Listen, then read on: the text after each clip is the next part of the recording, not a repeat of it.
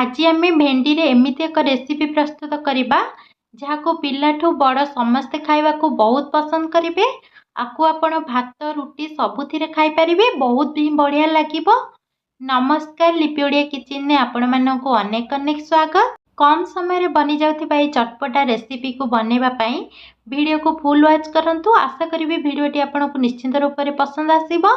जदि वीडियोटी भल लगे गोटे लाइक करदेवे, शेयर करदेवे। जदि आपण आम चैनल रे नुआ प्लीज चैनल को सब्सक्राइब करदेवे। तो चलंतु स्टार्ट करिबा।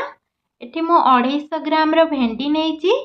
आपण भेंडी जेतेबेले किणुचंती एमती भेंडी रो अग को भांगी के आनिबे। जदि एमती नॉर्मली भांगी जाउची ताहले जानिबे जे आपनको भेंडीटा कसी अछि। एठी मो भेंडी सब को धोई की सफा करिके नै जाईची। जदि आपण 2 इंच भली भेंडी नउछंती ताले भेंडी रो दी साइड को काटी साइला परे तार जो मझी साइडटा रहिला ताकू मझीरु कट लगे देबे। जदि आपण 2 इंच रो अधिका भेंडी नउछंती 3 इंच किंबा 4 इंच ताले भेंडी को 2 खंड करिकी ता देरे कट लगे देबे। एबे हमें भेंडी रे दे दबा स्वाद अनुसार लूण, किछि हल्दी पाउडर आउ एठी अल्प किछि आपण चिली पाउडर दे देबे स्वाद अनुसार आपनक हिसाब रे। वर्तमान आमे एथिरे लेंबू रस दे दबा। मु एठी 2 रु 3 चम्मच लेंबू रस दे दउची। एठी 3 चम्मच लेंबू रस दे सला परे मु एठी 2 चम्मच दे दउची बेसन। आपण तो घरे प्राय भेंडी रे बहुत प्रकार रेसिपी बनै थिबे। थरे एही परि भाबरे बेसन देकी आपण एही परि भाबरे भेंडी रेसिपी बनांतो। आपनको निश्चित रूप रे ए रेसिपीटा बहुत पसंद आसीबो। तो आपण वीडियो को फुल वॉच करंतु आ निश्चित रूप रे ए रेसिपी को थरे ट्राई करंतु। एबे देखंतु सब मसला हमर भेंडी रे कोट हे गलानी। एबे हमें भेंडी को साइड कर दबा। एठी मु 2टी प्याज नैथिली बड़ साइज रो। तार जो ऊपर लेयर थिला लेयर को पाखुडा भाबरे छड़े नैची। आउ जतिक अवशिष्ट बळिला मु ताकू गोटे ग्रेटर साहाय्य रे ग्रेट करी नैची। आउ एठी मु किछि अदा को छेची कि नै जाईची। आउ 2टा कंचा लंका को चिरी कि नै जाईची। आ गोटे बड़ साइज रो टमाटर को मु ग्रेटर साहाय्य रे ग्रेट करी नै जाईची।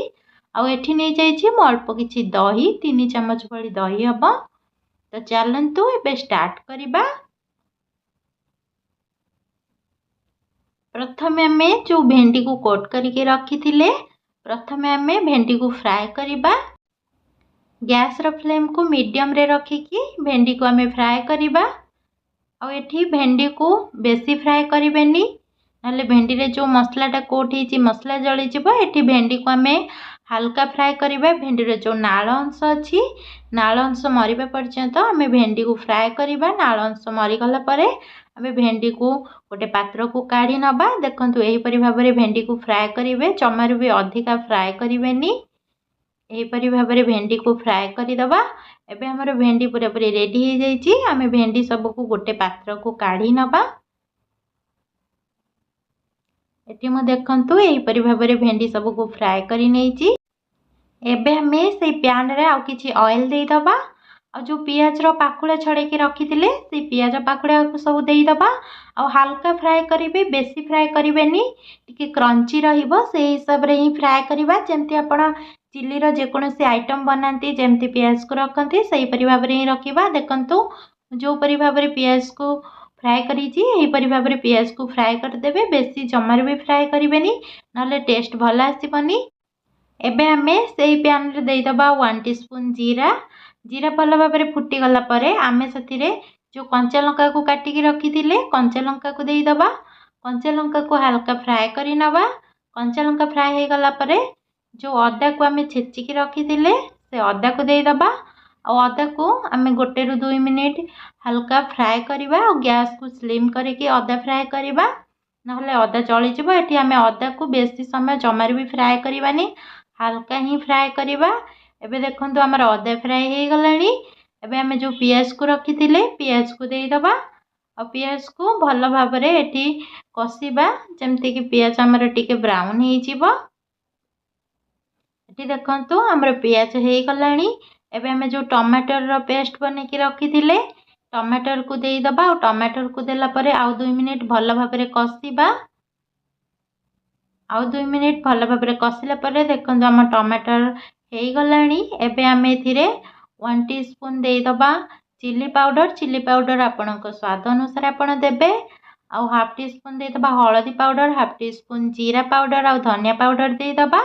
एबे हमें किछि पानी देकी मसला को भल भाबरे प्राय 5 मिनिट भली कसिबा, जेमती कि आम मसला कसी कि तेल छाड़ीबा आरंभ करदब। से पर्यंत आम मसला को भल भाबरे कसिबा। देखंतु आम मसला एबे भल भाबरे कसी गलानी, प्राय तेल छाड़ीबा आरंभ करदेलानी। वर्तमान आम एथिरे दही को देदबा।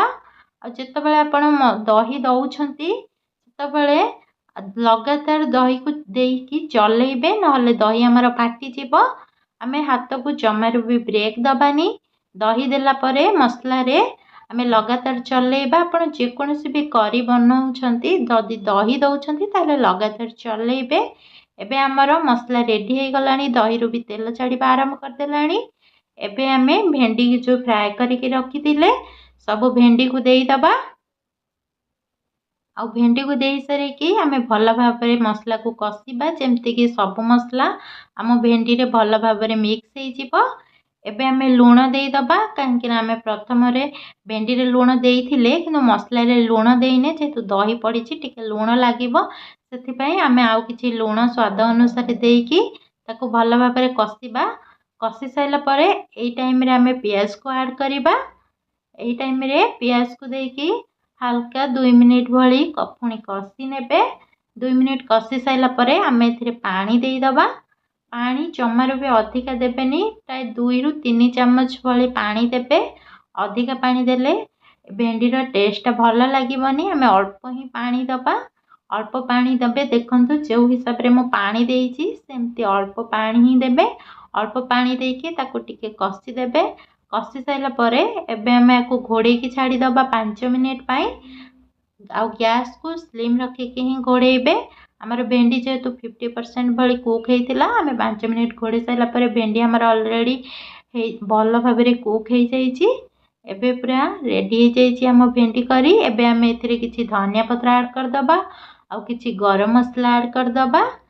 जदि हमर ए रेसिपी आपनको भल लागिछि ताहले आपण निश्चित रूप से वीडियो को गोटे लाइक करदेबे। वीडियो को शेष जाके देखिथिबारु आपनको अनेक अनेक धन्यवाद। रहुछि नमस्कार, पुणी देखाबो नेक्स्ट वीडियो रे। जय जगन्नाथ।